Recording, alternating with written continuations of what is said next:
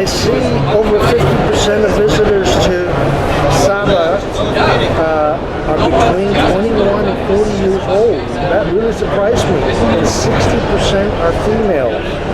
What is attracting these particular demographics? Well, the numbers gives a good representation of the mix of travelers coming into Sabah, and of course our top visitors are Chinese and Korean. We have seen the number of young women travelers traveling in groups below 40 years old, actually traveling into Sabah. Before they traveled in package tours, but today a lot of them are FITs. Everything is in their mobile. So they are getting more adventurous, exploring the state on their own and with friends. So we believe this contributes to that number for more females and between 21 to 40 years old. I understand that you're looking at the American market a little bit. Yeah, we've always looked at the American market.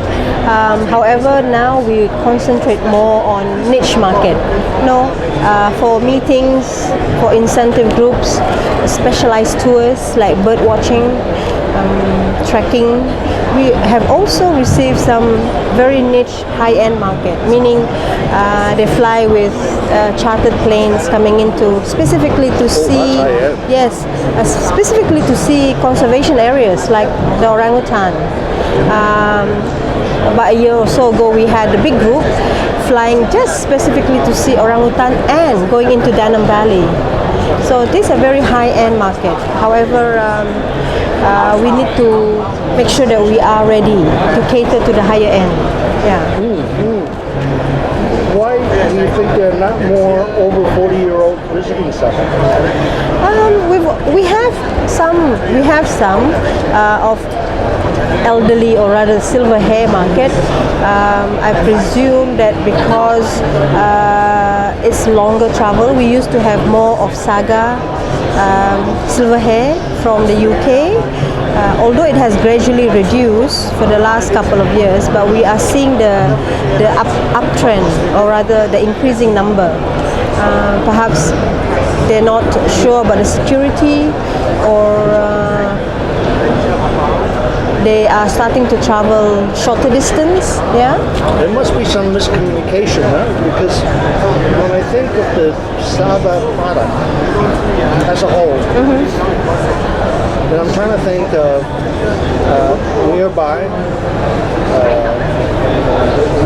equivalent product. I would say Sabah that product is more condensed in a smaller space. Yes, it is. Yes, it does. Once you arrive here, you can experience with less traveling. Yeah, within 2 hours. Range of different experiences. Yes. And also, if you see wildlife, when you travel on the Kinabatangan River, you don't have to do lots of trekking. You sit in the boat and you can actually view the wildlife from the boat itself.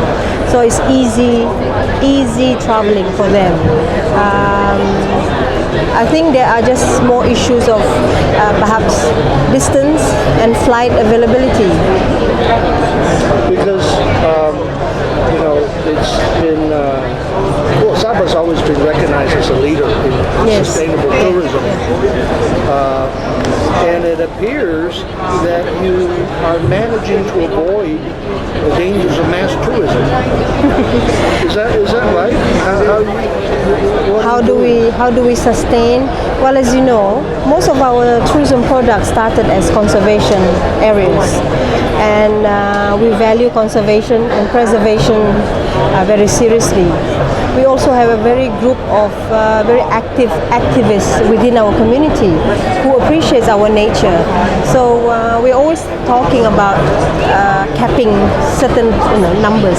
Like if you want to dive to in Sipadan, it's only 170 odd numbers that can dive per day. If you want to climb the mountain, it's only about 170 people that can actually climb the mountain. So being a destination that has a lot of conservation areas, we feel that we can maintain the sustainability for our tourism products. Yes, certain areas are gearing towards mass tourism, like the city and nearby islands, but the nearby islands are still within our conservation park, the marine park.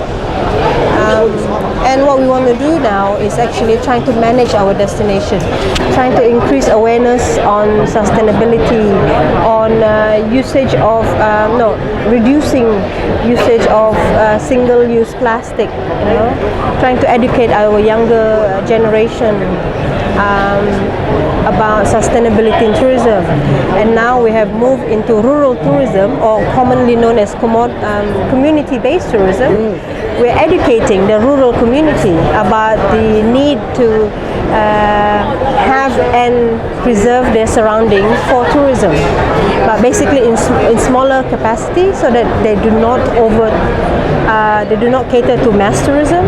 So we are working with a lot of districts. We have 26 districts in Sabah, and we have helped the districts to activate their tourism action committee, where the community are involved with the district office to develop tourism products based on the community. And educating the community members Educating the community. Participate what is expected of them. Yes, yes. And then the private sector, I suppose, Yes. the tour operators are working with them Yes. to package it, and market it. Yes, and we also teach them about educating them about tourist-centric services that they need to know, hygiene and all that. I'm smiling because many years ago I was very much involved with that in rural Japan.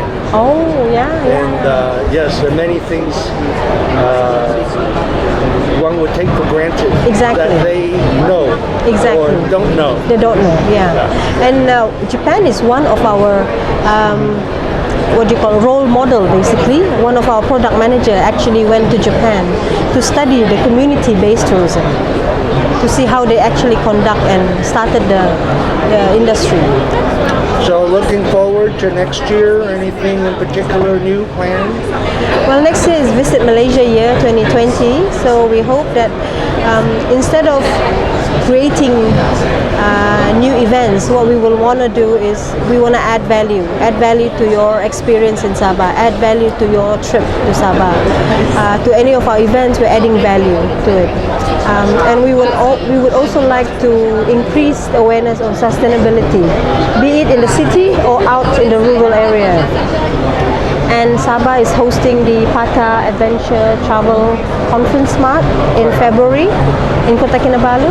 So we hope to, kickstart with that. How do you add value, this aspect of adding value to visitor stay?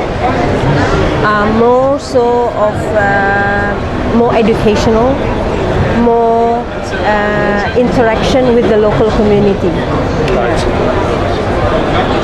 Thank you so much, Noreen. Thank you very much, Charles. It's nice to see you again.